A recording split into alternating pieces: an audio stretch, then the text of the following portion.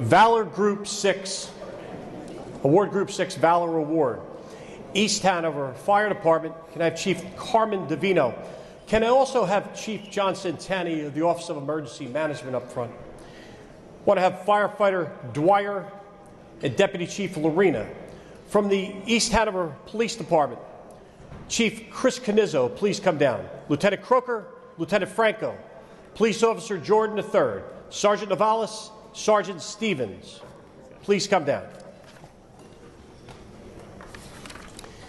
You know, in reviewing all of this heroism, right, and let's call it what it is, in reviewing all this heroism, I spent some time speaking to the officers who were involved, visited some locations, knew some locations and things. But, you know, we talk a lot here about this work, this heroism. We have to think of the people that are directly impacted by it. And these floods, they were very difficult times, as we all know, and a lot of actions were taken out there, as you'll hear here and as you heard from the last group, under less than ideal circumstances. And sometimes you have to put a face to it, you know? So we're going to talk about a lot of people being impacted by this, but we start off with two Livingston police officers, Police Officer Arenas and Police Officer LaRocca, right? These are these two officers right here. These officers do a phenomenal job every day. But you talk about some heroes going out there to do work, and, you know, this job gets ahead of you, right? Gets ahead of you. You're going in for rescues, and you be compromised yourself and those types of things. I want people to see that.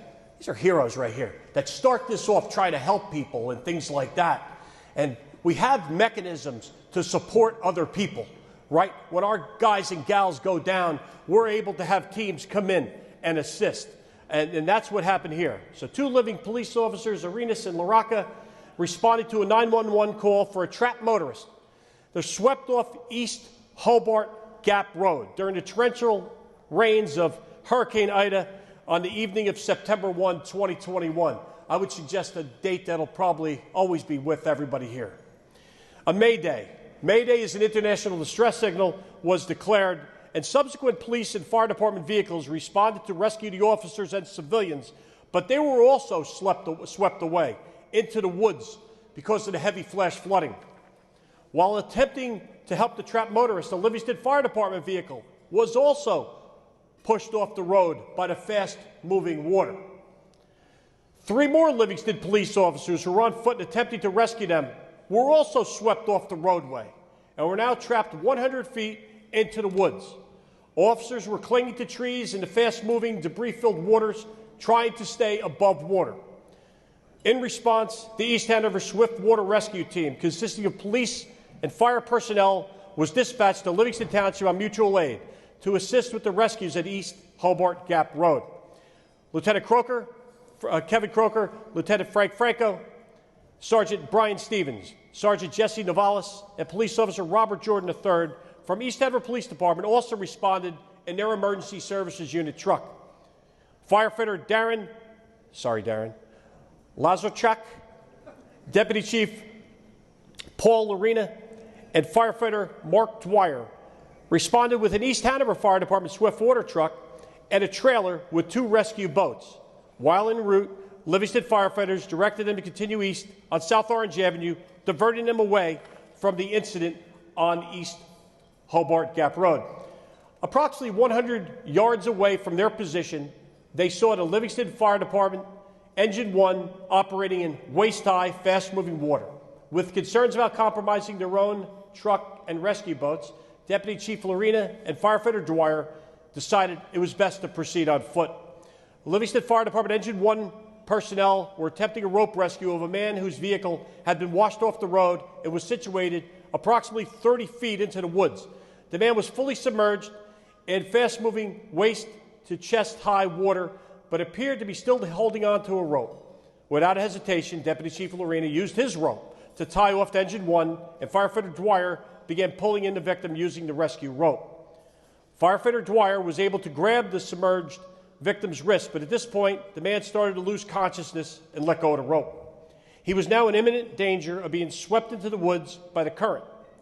Because of this raging current, firefighter Dwyer kept one hand on the victim and one hand on the safety rope and was therefore unable to complete the rescue. Deputy Chief Lorena responded immediately and was able to get the man's head above water while simultaneously helping to stabilize firefighter Dwyer. This man was semi-conscious now and had to be carried to Engine 1 by Lorena and Dwyer. The two firefighters then checked all the other partially submerged vehicles in the area and discovered 3 more trapped motorists, moving them to the safety of Engine 1. With the water level rising, there was now an imminent danger of Engine 1 being swept off the road. So Livingston Fire Department moved the vehicle off the flooded roadway once Deputy Chief Lorena and firefighter Dwyer had safely made their way back to their fire truck. Deputy Chief Lorena and firefighter Dwyer ended up in the wrong place at the right time. If their response had been a few seconds later, the outcome would have been tragic. The East Hanover Fire Department then proceeded to their original destination at East Hobart Gap Road and assisted members of the East Hanover Police Department who were in the process of making several rescues. East Hanover Police Department Swiftwater team members deployed a rope system and were able to reach the Livingston police officers. Thank God.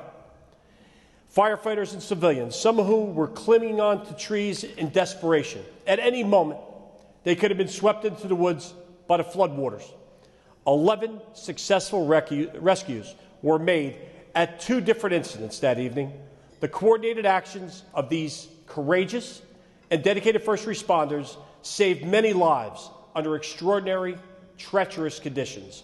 The 200 Club hereby recognizes these men for the 2022 Valor Award. Congratulations.